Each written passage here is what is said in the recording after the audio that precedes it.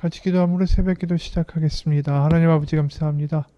아버지 앞에 나아가 이 시간 예배하고 하나님의 말씀을 듣고 깨닫고 변화되고 달라지고 오늘 하루를 살아갈 새 힘을 얻고 우리 주변의 사람들을 더 사랑할 수 있고 하나님을 더 기뻐할 수 있는 하나님의 자녀의 하루가 되게 도와주옵소서.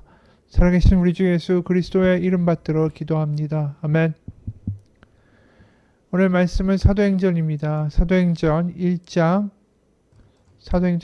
1절부터 11절까지의 말씀입니다. 사도행전 1장 1절에서 11절까지의 말씀입니다.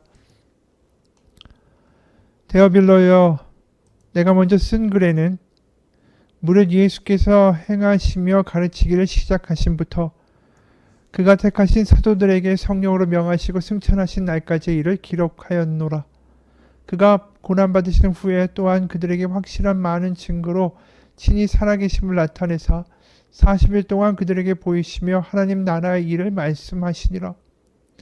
사도와 함께 모이사 그들에게 분부하여 이르시되 예루살렘을 떠나지 말고 내게서 들은 바 아버지께서 약속하신 것을 기다리라. 요한은 물로 세례를 베풀었으나 너희는 몇 날이 못되어 성령으로 세례를 받으니라 하셨느니라.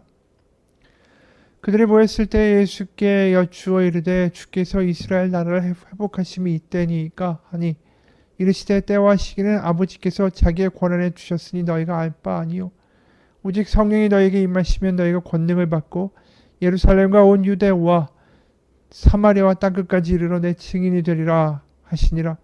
이 말씀을 마치시고 그들이 보는데 올려져 가시니 구름이 그를 가리어 보이지 않게 하더라. 올라가실 때 제자들이 자세히 하늘을 쳐다보고 있는데 흰옷 입은 두 사람이 그들 곁에 서서 이르되 갈릴리 사람들아 어찌하여 서서 하늘을 쳐다보느냐. 너희 가운데서 하늘로 올려지신 이 예수는 하늘로 가심을 본 그대로 오시리라 하였느니라. 아멘. 사도행전의 시작이나 누가복음의 시작은 다 이 데오빌로라는 사람에게 이 고관이죠. 이 사람에게 이 복음서와 사도행전을 써 보낸다라고 기록하고 있습니다. 실제로 누가복음 1장 1절부터 4절까지 보면 이렇게 시작하죠. 우리 중에 이루어진 사실에 대하여 처음부터 목격자와 말씀에 일꾼된 자들이 전하여 준데 그대로 내력을 저술하려고 붓을 든 사람이 많은지라.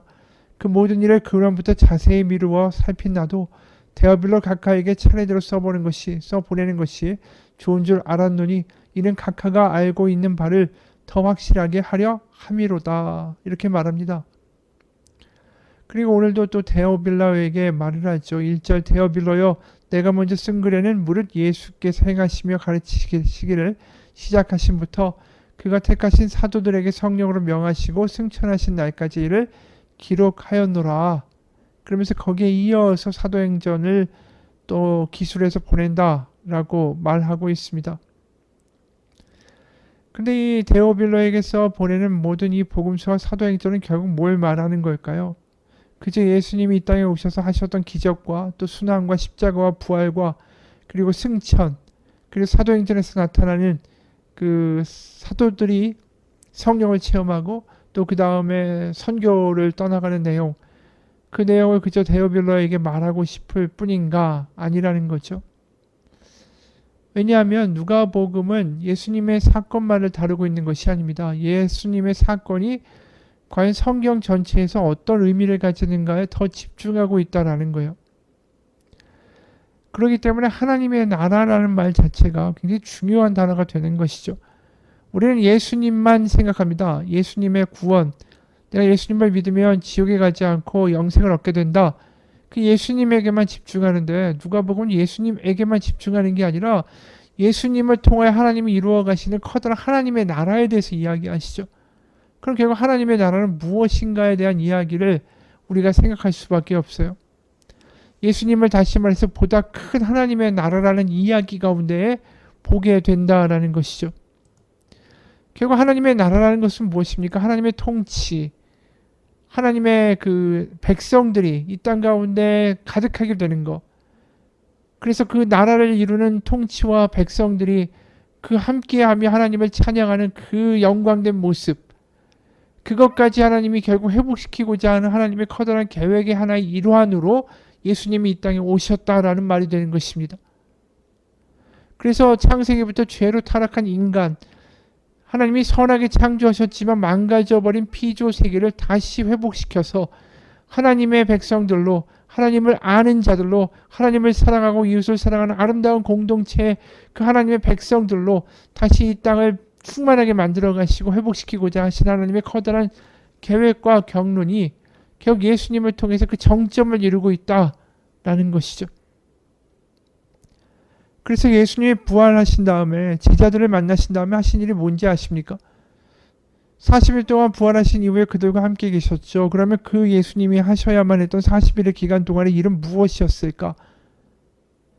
그게 우리가 힌트를 얻을 수 있는 게 누가복음 24장입니다. 누가복음 24장에 보면 반복적으로 나오는 그 말씀 본문이 있어요. 누가복음 24장 27절. 이에 모세와 및 모든 선지자들의 글로 시작하여 모든 성경에 쓴 바 자기에 관한 것을 자세히 설명하시니라. 그리고 설명을 해주시자 엠마오로 가던 이 두 제자가 32절에 저희가 서로 말하되 길에서 우리에게 말씀하시고 우리에게 성경을 풀어주실 때에 우리 속에서 마음이 뜨겁지 아니하더냐 하고 44절에 또 이르시되 내가 너희와 함께 있을 때에 너에게 말한 바 곧 모세의 율법과 선지자의 글과 시편의 나를 가리켜 기록된 모든 것이 이루어져야 하리라 한 말이 이것이라 하시고 예수님이 11제자를 만나셔서 또 말씀하신 거예요. 이게 모두 모세의 율법과 선지자의 글과 시편. 다시 말해서 이 구약 성경 전체가 결국 예수님을 이야기하고 있고 또 예수님이 왜 필요한지에 대한 이야기를 하고 있고 다시 말해서 하나님의 그 태초부터의 그 죄로 망가진 세상을 회복시키고자 하시는 하나님의 꾸준한 계획이 아브라함과 이스라엘을 통해서 나타났고 그것이 결국 예수님을 통하여 그 정점을 이루고 있다는 커다란 하나님의 이야기를 예수님이 제자들에게 계속 풀어주셨다라는 것이죠. 그래서 그들의 이 성경을 풀어주심으로 말미암아 그들이 깨닫게 되고 그래서 47절에 보면 누가복음 24장 47절에 또 그의 이름으로 죄사함을 받게 하는 회개가 예루살렘에서 시작하여 모든 족속에게 전파될 것이 기록되었으니 너는 이 모든 일의 증인이라.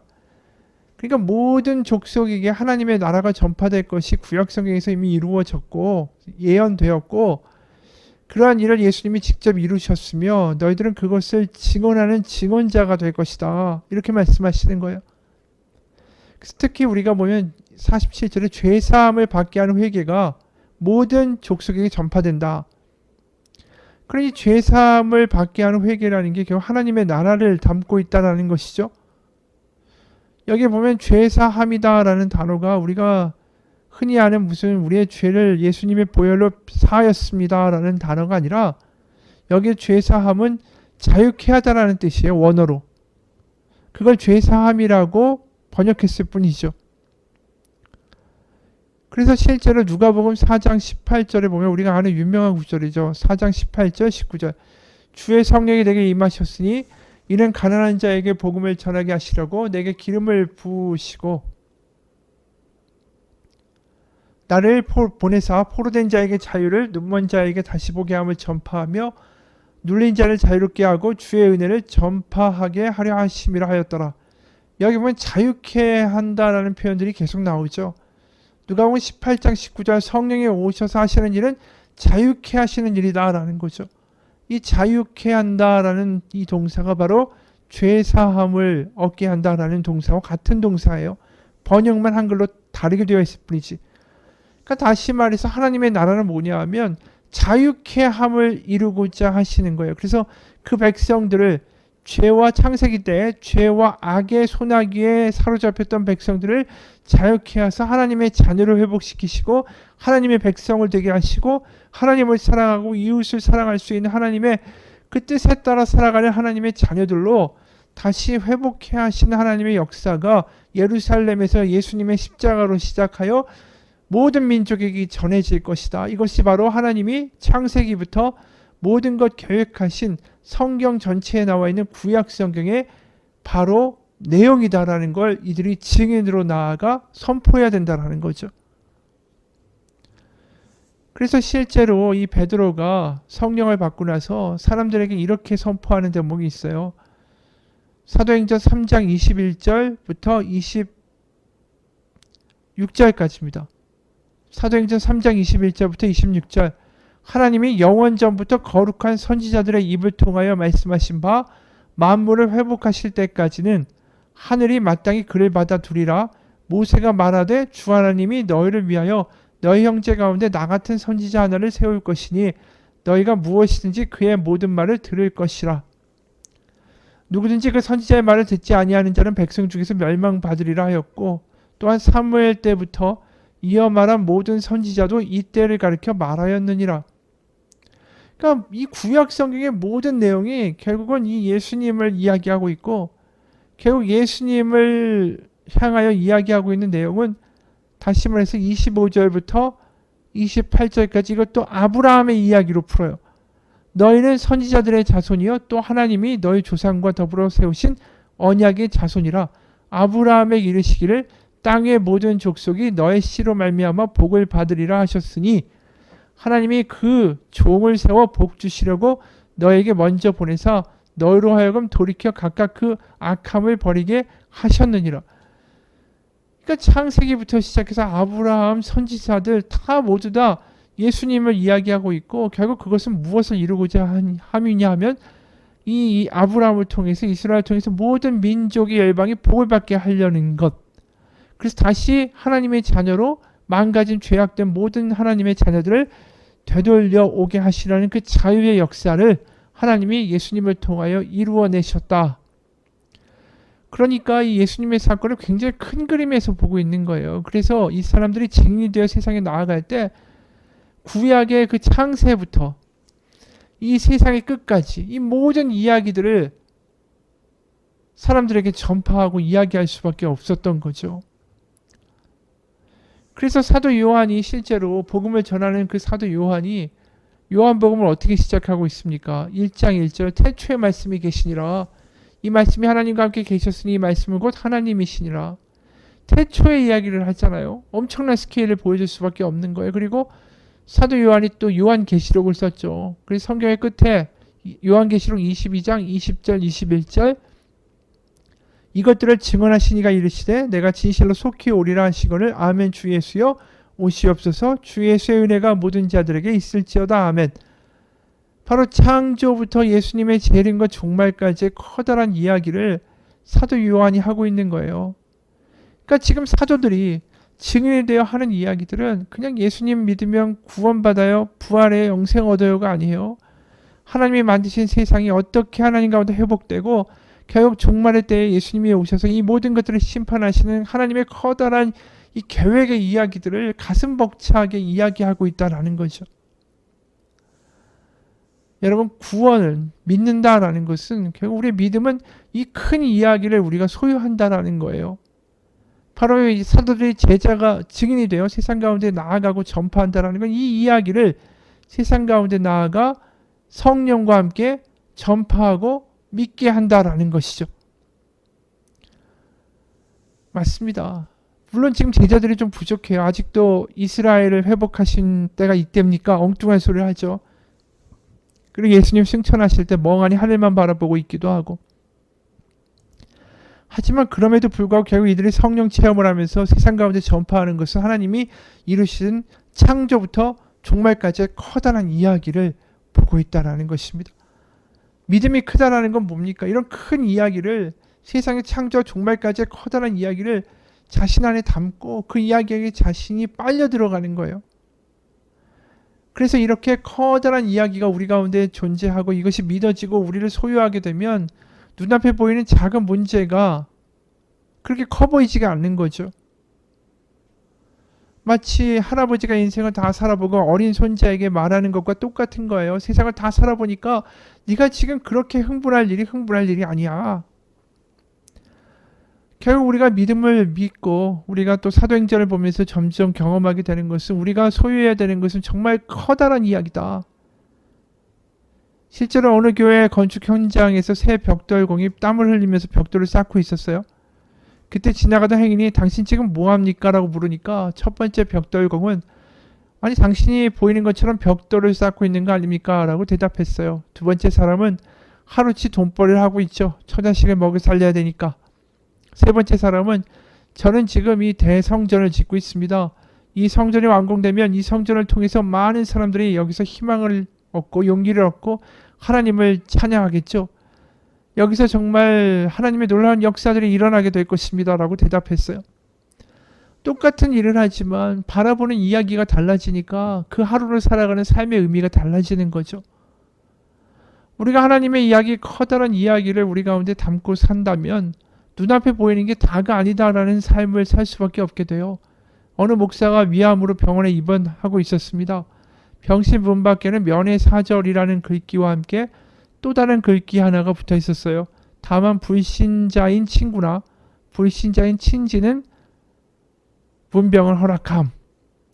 그러니까 마침 하나님을 믿지 않는 한 친구가 있어서 면회가 허락돼서 이 목사님 만났어요. 이 친구가 불쌍한 생각으로 이 목사 친구를 바라보면서 물었습니다. 어떤가? 그러니까 이 목사님이 이렇게 얘기했어요. 죽을 병에 걸렸지. 하지만 누구나 한 번은 다 죽을 병에 걸리는 법일세. 내가 조금 먼저 걸린 것뿐이지. 그 친구는 의아해서 물었어요. 어째서 기독교 신자에게는 거부된 면회가 불신자인 나에게는 허락됐는가? 이 목사님이 친구의 손을 잡으면서 눈물을 흘렸죠. 결국 이 신자, 기독교 신자는 다 천국에 가서 우리가 다시 만나게 되지만 자네 같은 불신자는 만날 수가 없기 때문일세. 친구가 목사 친구한테 근심스러운 표정으로 물었어요. 정말 자네는 천국과 지옥이 있다고 믿는가? 목사 친구는 확신에 찬 표정으로 말했죠. 있다고 보는 게 아니라 진짜 있다고 믿네. 자네 천국에서 다시 만날 수 있도록 예수님 믿지 않겠나? 친구는 잠시 생각에 잠기더니 대답했습니다. 나도 자네가 믿는 예수를 믿겠네. 어떻게 하면 되겠나? 목사님은 그를 위해서 간절히 기도를 해주면서 말했습니다.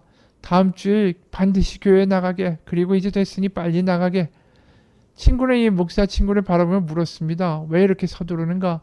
그랬더니 이런 대답이 나왔어요. 자네는 이제 천국에서 다시 만날 수 있게 됐으니까 그때 만나서 나머지 이야기를 다시 하기로 함세.